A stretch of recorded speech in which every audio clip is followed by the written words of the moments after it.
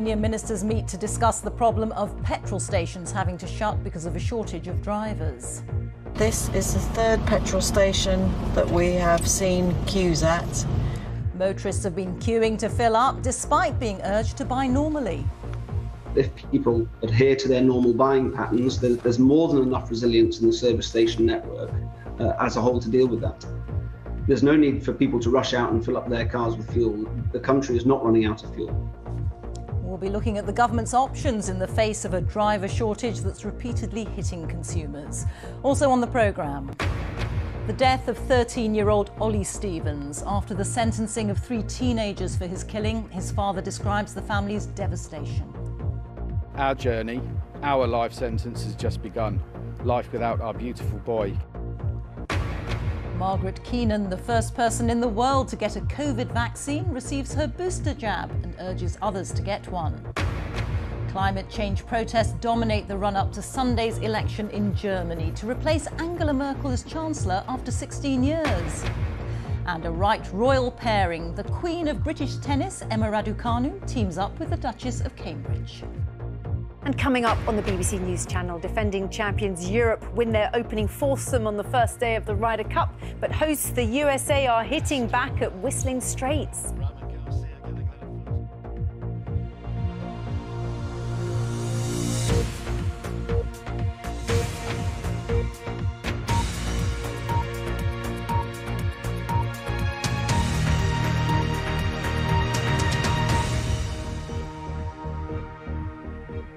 Good evening. Senior ministers have been meeting to discuss the issue of fuel delivery after BP and Esso said they'd shut a small number of petrol stations due to a lack of tanker drivers.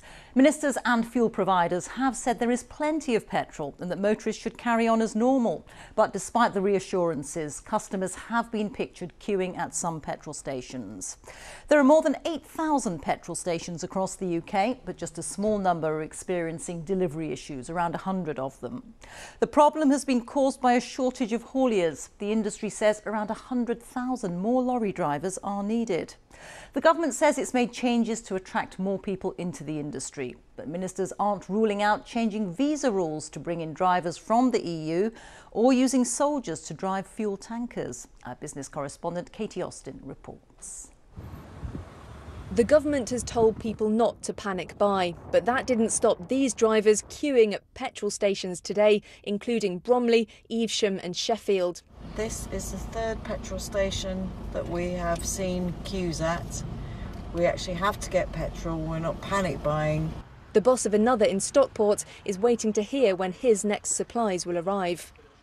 Well, they're saying that we hope you get it, but we can't guarantee it. Right. So we're just not sure until we get in about 2 days' time. The current rates will want another. Whether we get it or not, we just don't know at the moment. The firm that delivers for BP sought to reassure motorists. Our trucks keep rolling. We have seen a small amount of panic buying, and I think I'll be clear that if people adhere to their normal buying patterns, there's more than enough resilience in the service station network as a whole to deal with that. There's no need for people to rush out and fill up their cars with fuel. The country is not running out of fuel. There isn't a shortage of fuel. Where we are seeing issues, it's because of another problem, the lack of available lorry drivers. It's thought there's currently a shortfall of tens of thousands in the UK. The problem has been building for years, but has been made worse by factors including the pandemic and Brexit. This haulage firm in Northampton has never found recruitment so hard. In the past few months, we've increased salaries twice by a significant amount, which we then need to pass on to our customers where we can. So this is all driving up costs, basically? Absolutely it is. Next door, there's a business which trains up new drivers. Steering quickly, driving as slow as you can. It's getting plenty of interest from locals.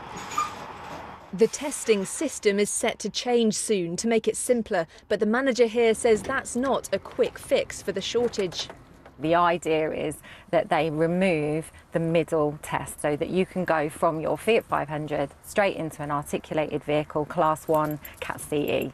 In actuality, you're probably going to find that the pass rate will drop, the course length will have to be longer, you're going to be delivering fewer tests.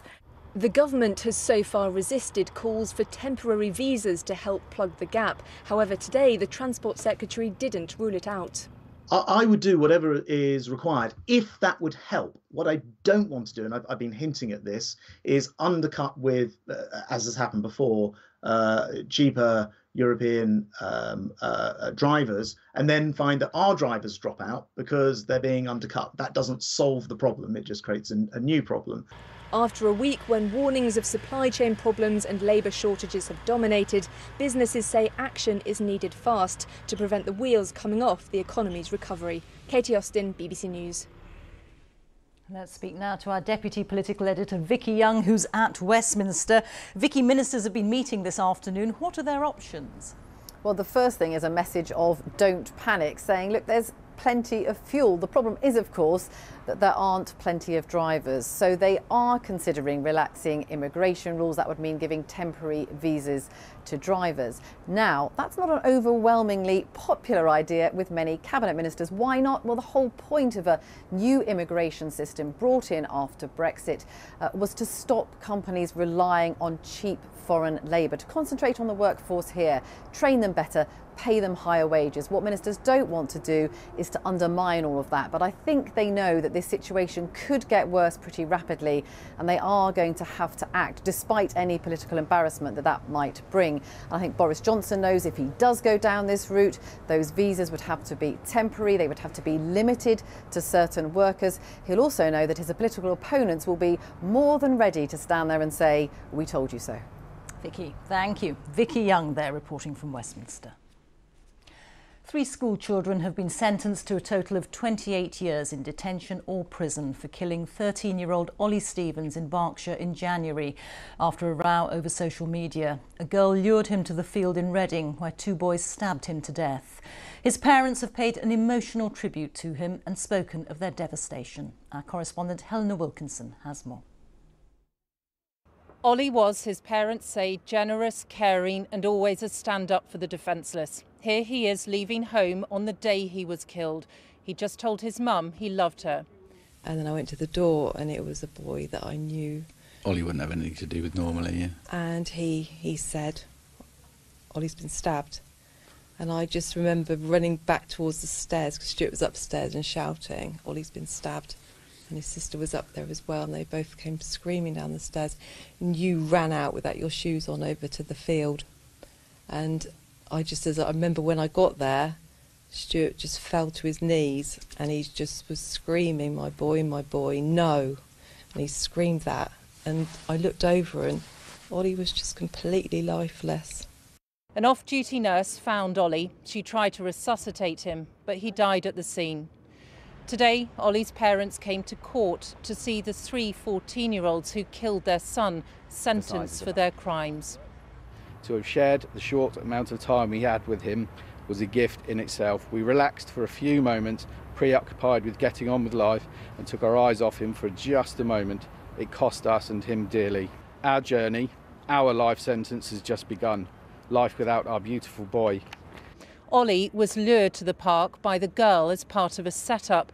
The 2 boys were already there, waiting to attack. Videos and photos found on the boys' mobiles were shown to the jury. This is the younger boy showing off his knives in his bedroom. He was 13 when he stabbed Ollie. The older boy was 14 and had posed with a knife for photos himself.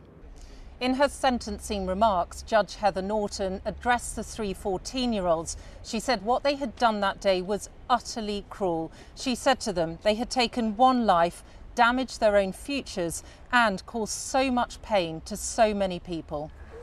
When Ollie left home the day he was killed, his parents said he had a spring in his step and laughter in his heart. That, they say, is how they'll remember him. Helena Wilkinson, BBC News, Reading Crown Court. More than 350,000 people have booked a coronavirus booster jab since the programme was launched in England last week. From today, the top-up vaccinations available to the over 50s as well as to those most vulnerable to the virus can be booked throughout the UK. Our health editor Hugh Pym reports. Reunited 91-year-old Maggie Keenan and matron May Parsons. Morning. Oh, Maggie. Good morning, good morning. We're allowed to hug, right? Oh, it's so nice to see you. In December, May gave Maggie her Pfizer jab, the first in the world. Today they were back at University Hospital Coventry for their booster jabs. Ready? Yeah. Since that first dose, Maggie says she's had attention from around the world. I'm big news. What's it like being big news? Oh, I can't say a lot. I did a lot of writing. I've met some lovely people by writing to them, you know. I write loads of letters now. It's lovely to see people, and I think, you know, sometimes we disregard the fact that we don't see people, and we're very human, and we like the company of others, and to see Maggie doing so well is really extremely heartwarming for me to see her all the time. But with more than 5 million in the UK who've not had any dose, the head of NHS England is stepping up the drive to persuade more people to get vaccinated. I think the message will always be follow the science.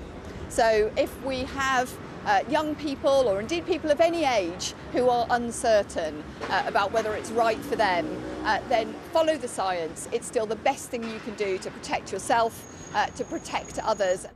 Having moved quickly ahead of most other nations, the UK has fallen back a bit against some of the leading economies in terms of share of the population who've been fully vaccinated. It's worth noting that some other countries started offering jabs to children before the UK did.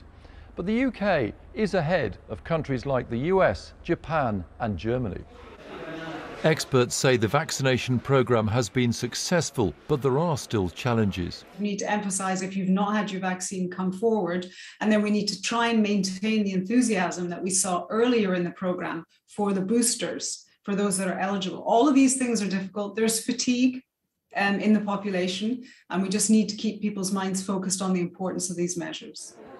The full rollout of COVID vaccines to 12 to 15-year-olds has started in England and Scotland. Wales and Northern Ireland are set to follow. In England, the latest weekly survey suggests the only age group to see case rates rise was the under-16s. Hugh Pym, BBC News. The government's latest coronavirus figures for the UK show that there were 35,623 new infections recorded in the latest 24-hour period.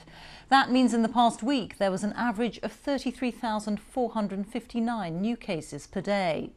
There were 7,124 people in hospital with COVID, according to the latest data. Another 180 deaths have been recorded. That's of people who died within 28 days of a positive COVID test, taking the average number per day in the last week to 143.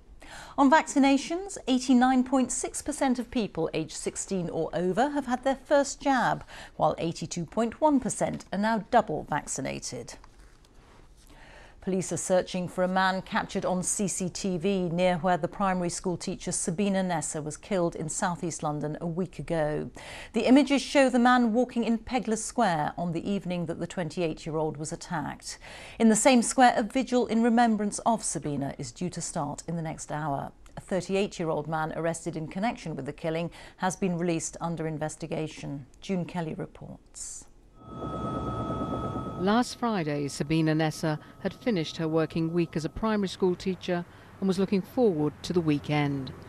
7 days on, she's in the thoughts of so many who never knew her, but who are horrified and angry at the way her young life has been taken. Sabina, who was 28, was on her way to a pub in Kidbrooke Village in southeast London to meet a friend. She never arrived. Police are now trying to track down this man. Detectives are desperate to identify him. He was caught on CCTV walking in Pegler Square, which is where Sabina was heading. It's understood he had access to this silver car. If you've seen him or you know who he is, please do come forward. Any little bit of information may be critical for us. Sabina's body was found last Saturday in Cater Park, the day after she disappeared. Her killing has once again brought into sharp focus the issues of violence against women, their safety on the streets and male attitudes. This afternoon, police carried out searches in Pegler Square. This evening, this will be the scene of a candlelit vigil in memory of Sabina. Annie Gibbs has led this community response. We're holding this vigil this evening to stand in solidarity as a community in Kidbrooke to honour Sabina and to share some respect for her life. You know, she was a human being that existed in our community, and you know, we just want to ensure that, you know, her family feels that love from our community. This evening's memorial in Kidbrooke comes 6 months after the vigil for another murder victim, Sarah Everard. Tonight around the country, vigils are planned. As people light a candle for Sabina, thoughts will turn to women whose lives have been lost through violence. Well, in the spring there was the vigil for Sarah Everard, who was raped and murdered by a serving police officer. In the summer there was a vigil for sisters Bieber Henry and Nicole Smallman, who had been killed the year before after a birthday celebration in a park. And now at the start of autumn there's another victim, another vigil, and another family changed forever. Now, all these killings happened in London, but this issue of violence against women is resonating around the country, and that is why we will see so many vigils tonight. The other main stories on BBC News. Many thanks, June Kelly there. The time is just after 6:15. Our top story this evening. This is the third petrol station that we have seen queues at. Despite motorists being urged to buy fuel normally, there are queues to fill up as ministers meet to discuss the problem of petrol stations having to shut because of a shortage of drivers. And the 43rd Ryder Cup finally tees off in Wisconsin, but can Europe upset the odds to win again? Coming up in Sports Day on the BBC News Channel, Anthony Joshua prepares to put his reputation and his 4 heavyweight belts on the line in tomorrow night's big fight with Alexander Usyk.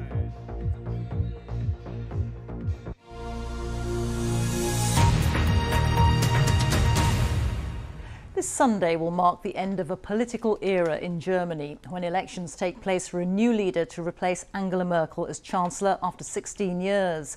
A whole generation of young Germans have known no other leader, and one of the big issues of the election campaign has been climate change, with activists holding big rallies in cities across the country. Our Europe editor Katja Adler reports now on the campaign to succeed her.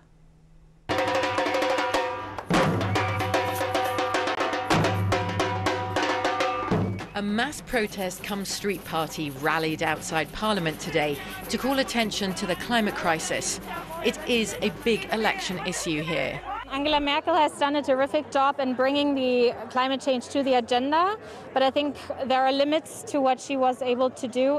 I hope there will be a change, a more green change. Of course, there's the potential for Germany to take a dramatic new direction after 16 years of Angela Merkel, and that would be felt here and abroad. This is the EU's most influential country. But in the end, most Germans are stability hungry, and so the calls for radical change, while loud, are limited. What we're probably looking at here is change, but with a small c. These are the front runners to replace Angela Merkel. A Social Democrat, the current favourite in polls, a Conservative, and trailing behind, the Green Party candidate. All their campaigns have been exceptionally low-key. They feared alienating voters who'll miss Chancellor Merkel. Here she is with the Conservative candidate. Hers is a tough act to follow, here at home and on the world stage. She worked with 4 US presidents, 5 UK prime ministers, and went to 100 EU summits during her time in government. A reputation like Angela Merkel's takes a while to build.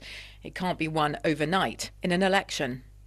Europe, that's what you see. They're kind of waiting literally for what's happening here. On the global landscape, I mean, it really matters. And, you know, I think Merkel was a very, very well-respected leader, so everybody's looking at, you know, who's going to follow in her footsteps. It might be a long wait. Sunday's election is only the start. The vote is predicted to be tight, with drawn-out coalition talks to follow. The Merkel era is almost over. but not quite. Katja Adler, BBC News, Berlin. When the government relaxed the law on medical cannabis in 2018, it opened the door to wider research into how the plant might be used to treat a variety of illnesses. Scientists across the UK are working to understand how cannabis extracts could help with conditions from pain and asthma to brain cancer. Our health correspondent Catherine Burns has been looking at the possibilities. Gardening helps Charles deal with the physical symptoms of Parkinson's disease. But his life isn't always rooted in reality. Like half of patients, he's also developed psychosis. For him, this comes as hallucinations, often threatening or violent. And they can come at any time. They're very often when you're waking up from being asleep and you suddenly find yourself in a different environment. Medicines normally used to treat psychosis can clash with Parkinson's drugs. So Charles is trying something different. So I would like you to repeat the actions that I show you. He's one of the first patients taking part in a clinical trial at King's College Hospital, hoping to reduce or even stop the hallucinations. It's using a cannabis extract, CBD. If CBD were to be useful in treating Parkinson's psychosis, it will really change the landscape of treatment for Parkinson's disease psychosis. They will have longer lives, they'll have happier lives. Charles only takes the CBD for 6 weeks. It's the earliest part of the trial, funded by Parkinson's UK. Next step is a larger second stage. This research is very different to the wellness products so popular on the high street. They aren't medicines, but food supplements. It means they can't claim to treat illnesses, but also aren't tested so rigorously.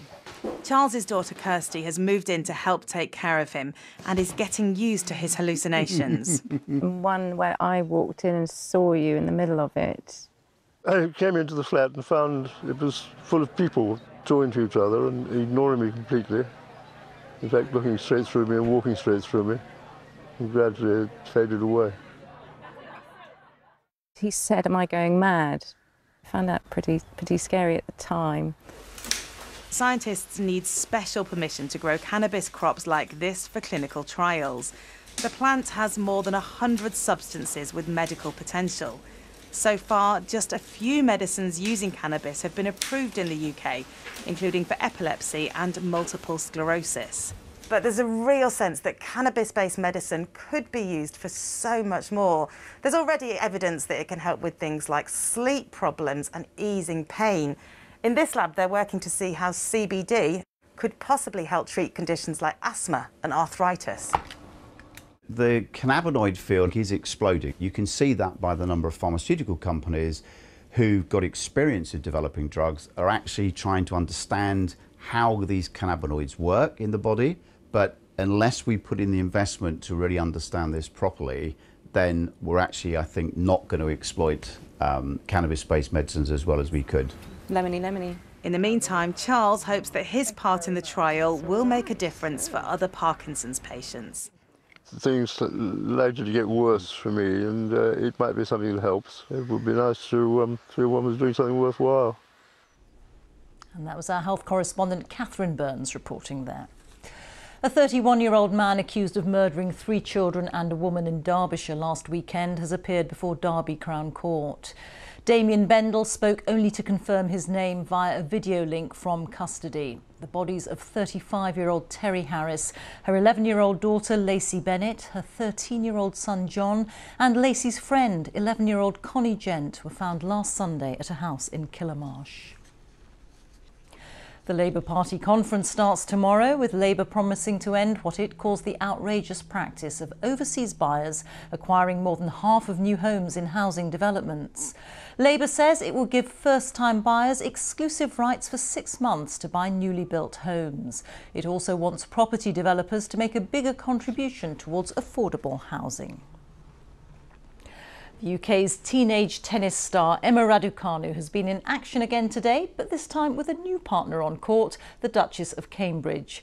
The US Open winner was joined by Kate for an official homecoming welcome at the Lawn Tennis Association following her historic Grand Slam triumph earlier this month. Our sports editor Dan Rowan was there.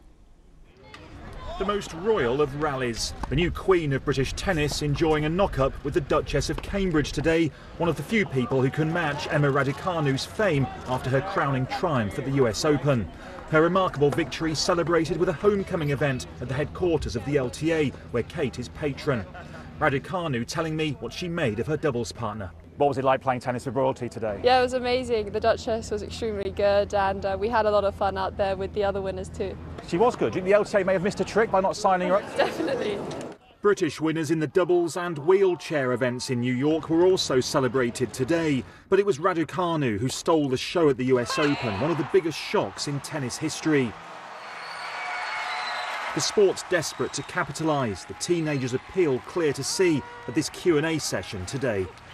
Your message to these young players who want to be the next Emma Raducanu? Yeah, keep going, keep believing, and have that inner belief, because even when all the odds are against you, you can still do wonderful things. The last time Emma Raducanu trained here, she was just one of a number of upcoming British tennis prospects. Since then, of course, she's been catapulted to sporting stardom, but all the signs are that she's enjoying every moment. I still feel like I'm the same person as I was 3 weeks ago. I'm just adjusting to it right now, but I'm having a lot of fun. Raducanu's yet to decide which event she'll play next, but did reveal she'd split from the coach who guided her to US Open glory, wanting a more experienced mentor. I definitely want to keep just improving and being the best version of myself on the court and off the court, and maximising my potential. And I still think I have a lot of room for development in terms of my tennis career and where it can go. So yeah, excited to start working on it. I've always wanted to be a ball girl.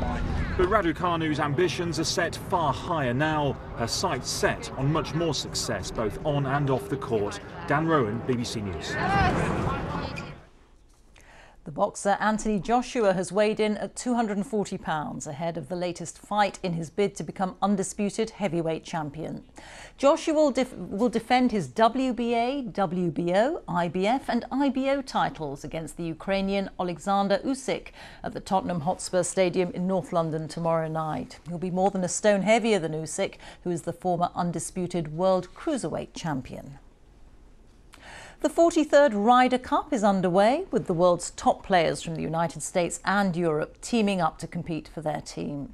The rescheduled competition is taking place in America on the shores of Lake Michigan, 3 years after Europe romped to victory last. Our sports correspondent Andy Swiss reports now from Whistling Straits Golf Course in Wisconsin. Just 6 in the morning, but already Whistling Straits was rocking. The dawn dash was on as thousands battled for the best seats. And come sunrise, the sound of American optimism echoed round the course. How confident are you guys feeling? Oh my God, what are you kidding? 100% confident. Go USA. Can't bet against my boys. USA, baby. Let's go. Woo! Come on! USA! USA! USA! USA! For Europe's players, though, the welcome wasn't quite so warm. John Rahm and Sergio Garcia. But the Spanish duo soon set about silencing the crowd. Garcia inspired and soon in control. Tremendous effort for Garcia. In the Ryder Cup, though, anything is possible. Just watch this. America's Jordan Spieth with one of the most remarkable shots you'll ever see. But Garcia and Rahm held on. First point to Europe, but the US came charging back. Victory for Dustin Johnson and Colin Morikawa as they showed their pinpoint precision. Glorious shot. Glorious shot. And another American win followed. A wayward morning for Rory McIlroy as he and Ian Poulter were soundly beaten. And with Brooks Koepka clinching a third point for the US. 3-1 it is. It's the hosts who have the early initiative. So yes, the US leading 3-1 after the morning matches here. The afternoon matches are just getting underway. Now, there is, of course, still a long way to go. We won't know the winners of the Ryder Cup until Sunday, but those US fans here will be feeling even more confident, Reeta. Andy, many thanks. OK, time for a look at the weather now. Here's Sarah Keith-Lucas. Thanks, Reeta. Well, many of us have seen another day of warm September sunshine out there. It's been mostly dry, not dry quite across the board, but this was the picture in Belmont in Herefordshire a little bit earlier on. So some blue sky around, lasting into the evening hours. Over the course of the weekend, some of us seeing more spells of sunshine like this, but other areas will have a little bit more cloud. Wherever you are, though, it is still warm for the time of year. In fact, temperatures for some of us about 5 or 6 degrees above average for this time of year through the course of the weekend. But if we fast forward into the middle part of next week, you can see the change in colour on the map showing that we'll have temperatures around about average or even a few degrees below by the time we get to next week. So a bit of a shock to the system for some of us. Autumn arrives from around about Monday. But for the here and now, we have still got quite a lot of cloud through this evening and tonight. Some patchy rain for the northwest of Scotland. And it's going to be another quite humid night with temperatures generally sitting in mid-teens. We're likely to start Saturday morning with a fair amount of low clouds, some misty, murky patches, but they clear away quite quickly and the sunshine tending to break holes in that cloud. So I think the best of the sunshine probably for parts of North Wales, the Midlands, eastern England and eastern Scotland too, and temperatures in the warmest spots around 22 or 23 degrees. With light winds, that will feel very pleasant. It remains dry into Saturday evening with some clear spells too.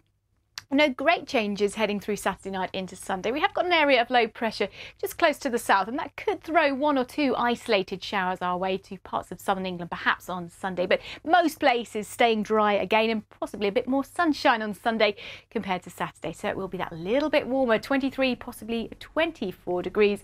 Rain, though, waiting in the wings, and that sets us up for a fairly unsettled, blustery sort of week ahead. It won't be as warm through this week as it will be through the weekend. Reeta. Thank you, Sarah. Well, that's all from the BBC News at 6, so it's goodbye from me. And on BBC One, we now join the BBC's news teams where you are. Bye-bye.